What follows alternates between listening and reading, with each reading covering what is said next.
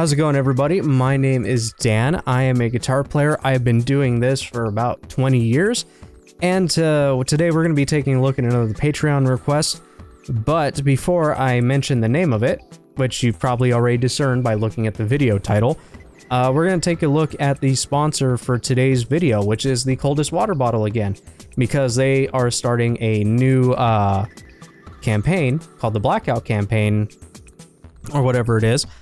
And they wanted me to promote it, and if you want to get, I think it's like 20%, some sort of percentage off your water bottle, you can go down the link in the description and then use the offer code and whatever, and you'll get yourself the bottle.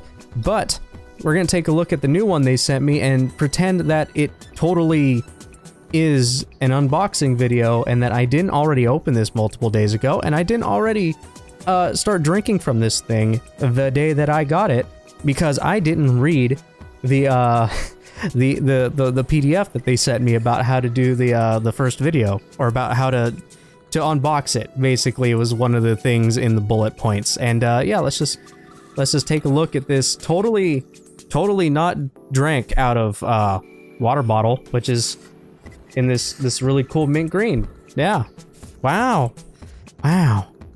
But yeah, we're gonna just Yeetus Maximus that thing onto the other side of the room and plant that sucker right there. Anyway, this is the Coldest Water Bottle. I've already mentioned it a bunch of times. I like the water bottle. If you want to get the water bottle, links down in the description. You may wonder why I look like this. This is being filmed on Halloween, and I decided to just dress up in the best facsimile that I can to Lemmy Kilmister.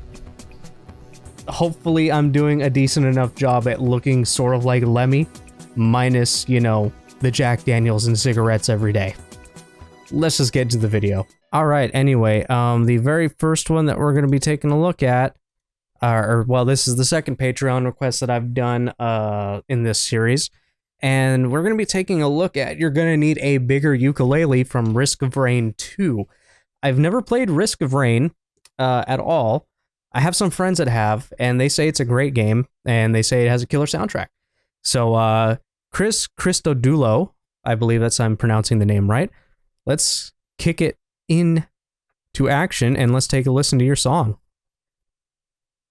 from Risk of Rain 2. All right, we got a cool sounding chord already.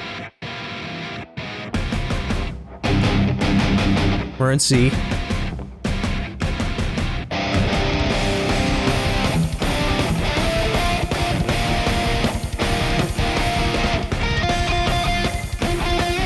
Okay, I know what we're playing.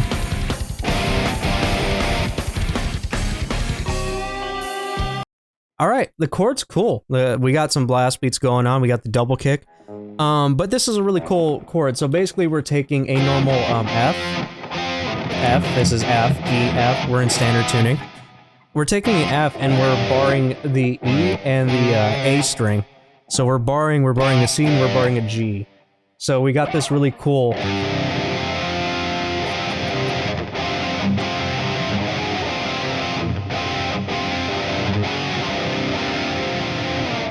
It is fucking cool. I like doing those chords. I do it a lot. Like with these chords, like if I play a normal power chord, which is just like an E, I'll usually add the octave here. I'll add the E, but then I'll also add this. So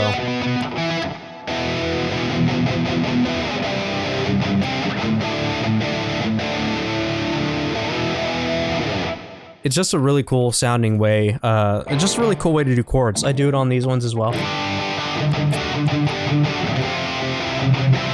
But this one is barring it's barring these chords, or it's barring these notes. Very cool chord. I like it. So...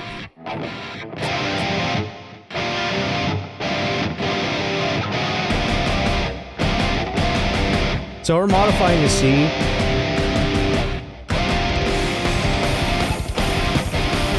And then he moves it up a half step.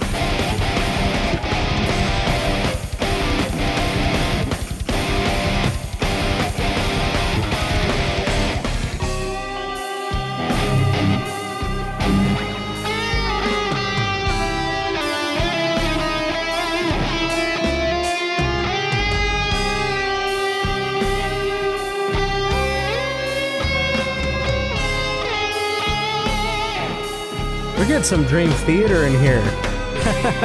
This is super something you would hear in like an Opeth or Dream Theater. You got this. You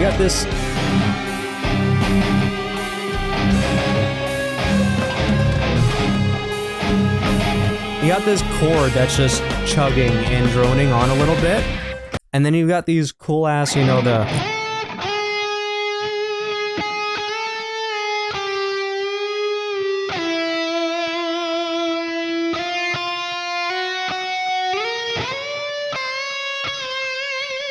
That's cool. That's something that you would hear like John Petrucci playing, or something you would probably hear in like Opeth or anybody who plays, you know, like modern prog metal or just like progressive death metal like Opeth is.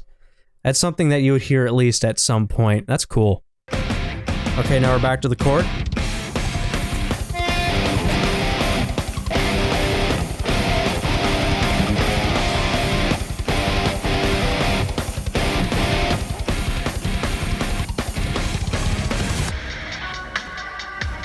Oh, we're dropping the beat?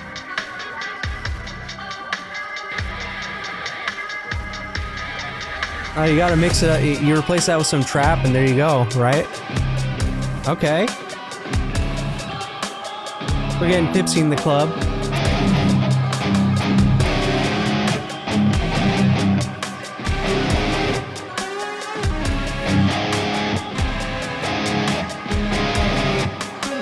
Okay, that's cool. Synths. And it's playing like a modified version of the melody we're just playing on guitar.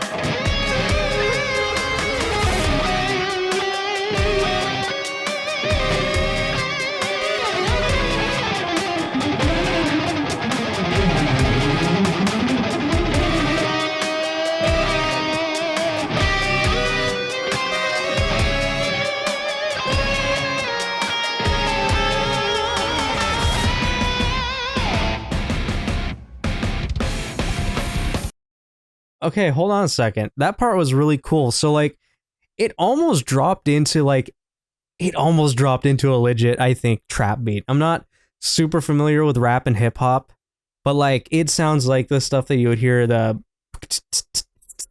the ratchet beat. But the synth sounded sick. And then not only that, we ended up doing like a weird sort of I guess almost halftime of the original riff, because we had the riff that was going right, and then the guitar, or what's playing in the background that sounds like the guitar is going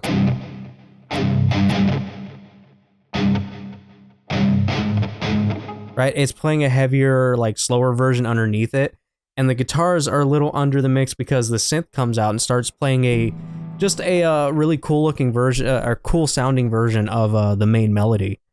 That's cool. That's really cool. I like that. And then it's back into the double kick and the...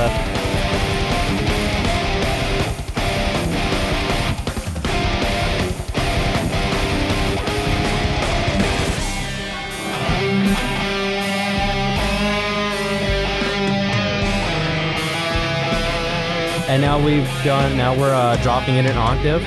So before...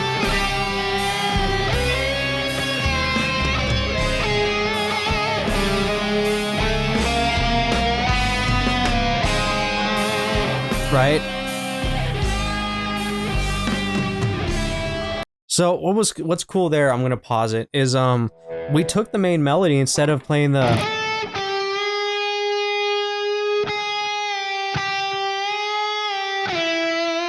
We're playing it up here.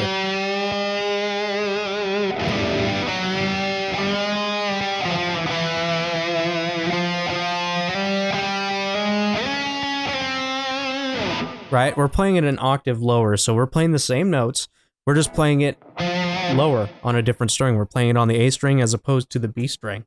That's cool. Dropping it and changing it. This is what I like when composers do this, is they take something that's already established and they'll change it up a little bit. They'll either play it in a different octave, or instead of playing, the... Right? Instead of playing it like that, they're... you know, they half-time the guitar, they cut out the extra notes and they're just playing that part. Or, you know, they could have just started going ballsy and just... Right? If they take an established idea and they start changing it while keeping the idea there, especially like the synth part, it's the same. It's essentially, we have like pretty much the same sections of the song. They're just really, really different, but they're still the same because it's keeping a theme throughout the entire song, which is really cool. I like it when you do that.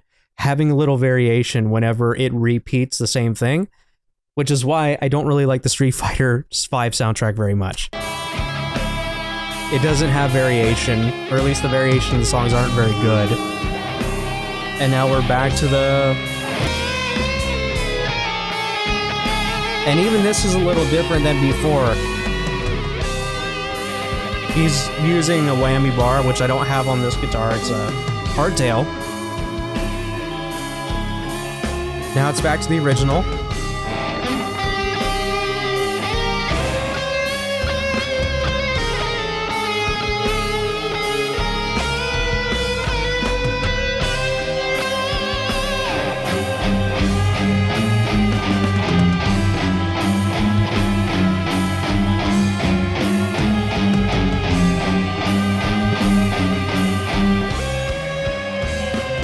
It's in C, which I'm not in, it's probably in drop C, because it sounds like he's playing notes lower than I have. Okay, end it. Oh, yeah, now it ends super creepy, and we've got like this, creepy little Halloween vibe thing going on. Cool. Alright. Okay, I like this song.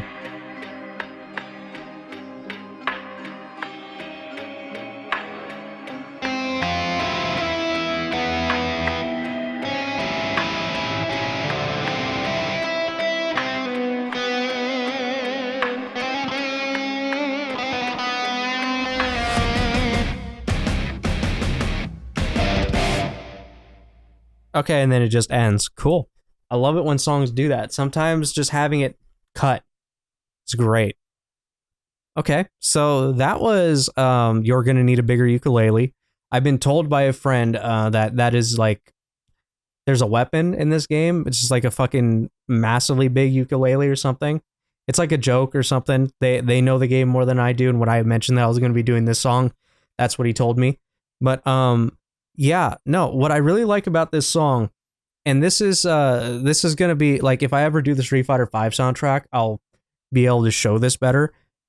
But this is an example of a song that's able to repeat the same sections over and over again, but you don't get bored of it. Like, this was cool.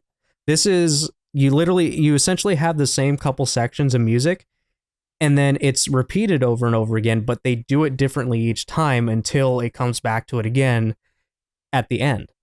So at the beginning, we had the straightforward version, or the original. This is the very first listening of it you're going to hear. And then it's got this crazy synth trap beat, you know, metal breakdown version in the second section. And then in the third section, it's kind of going back to the original concept, but the notes are being played in a second in the lower octave. Right? It's being played in a lower octave, then it transitions back into a higher octave, the original octave it was in. But then they add this, like, the guy is using like a whammy bar or a whammy pedal or something to give it that ooh, spooky vibes kind of thing. And then it comes back to the original, and then it ends, you know, with the original. It ends like that. This is how you do that right. The one thing I don't like about Street Fighter V is it doesn't do that. It just takes the same section of music and then copy paste it over and over again ad infinitum. It's just repeated and it becomes boring because there's no variation. This does variation. It's very cool. I dig it. I dig it a lot. So I probably will look at more Risk of Rain 2 music. Christodulo. Chris Christodulo. That's for some reason hard to say, but yeah, great song. Thank you for the suggestion. Let me look and see who actually suggested it, because I can't remember off the top of my head. Didgeridoo boy. Thank you. That was Didgeridoo boy on Patreon. And if you want to get your song heard, this is a great segue. If you want to get your song heard just like this, you can go ahead and go down the link below, which will take you to my Patreon. And for just $1 a month, you can request me songs to take a look at from a video game soundtrack, and I will do one of these videos on them. You guys get pretty much priority because, you know, you're generous enough to give me some money, and I am very grateful for that. But all the things down there you can find out down there, all that stuff. I still got a few others that I need to go through, but yeah, that's the end of the video. Again, check out the Patreon if you want to get stuff early and if you want to be able to request songs like that. And yeah, you can go and get the water bottle, which you'll be using the link down below for the blackout campaign that they're currently doing. You'll get, like, I think it's 20% off. I'm not sure off the top of my head, but I will have that all in the description if you guys want to get yourself a water bottle. And yeah, there's the Teespring store. You can get merch kind of like this. We got the rollback t-shirt and some other stuff. If you're a fighting game guy, you'll know what that is. And yeah, that's pretty much it.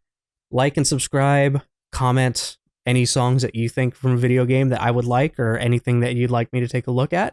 I do read those, so I do write down suggestions. And with that, that's pretty much it. Thank you everybody for watching. I'm Dan, and this is HurtboxTV, and I'll see you guys in the next video. Take care. Peace.